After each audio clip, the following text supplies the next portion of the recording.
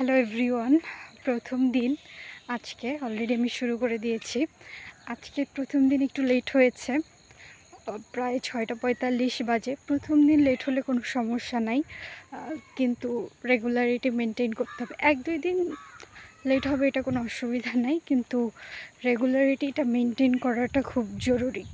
আর আমার আশেপাশে প্রচুর কাকের শব্দ হচ্ছে, কিন্তু প্রথমের যে ইন্ট্রোটা এটা আমি কোনো প্রকার এডিট করতে যাচ্ছিলাম না, এই জন্য সব শব্দ একসাথেই আছে, তোমরা কিছু মনে করো না।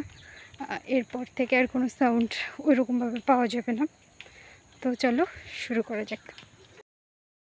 শুরুতেই আমাদের যেই সমস্যাটা থাকে সেটা নিজেকে বদলাবো এটা ভাবার সাথে সাথেই ভোর 4টায় অ্যালার্ম সেট করে দিই। একদিন খুব যোগা করি, জগিং করি, স্ট্রেচিং করি, প্রচুর পরিমাণে পানি পান করি, অনেক টাকা খরচ করে দামি দামি খাবার কিনি, যেগুলো 2-3 দিনের মধ্যেই সব বন্ধ হয়ে যায়। যেমন একদিন অতিরিক্ত খেলে শরীর খারাপ হয়ে যায়, ঠিক তেমনি হঠাৎ করে সব কিছু বদলানো যায় না জীবনে। তবে এটার প্রথম স্টেপটা কি হওয়া উচিত? তবে রাতের শেষে বা দিনের শুরুতে দিনের পুরো একটা প্ল্যান তৈরি করে নাও। তার সাথে লিখে নাও সে সমস্ত কিছু যা যা তুমি জীবনে অ্যাচিভ করতে চাও। 2 এগুলো করতে গেলে তোমার কি কি করা উচিত। 3 এগুলোর মধ্যে তুমি কতটুকু এগিয়েছো জীবনে।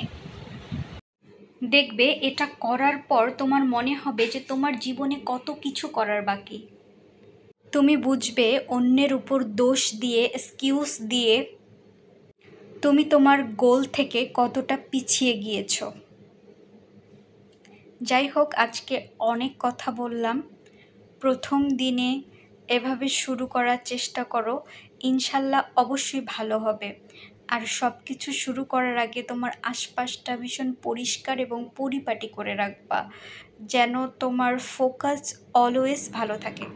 আর আজকে ভিডিওটি এখান পর্যন্তই।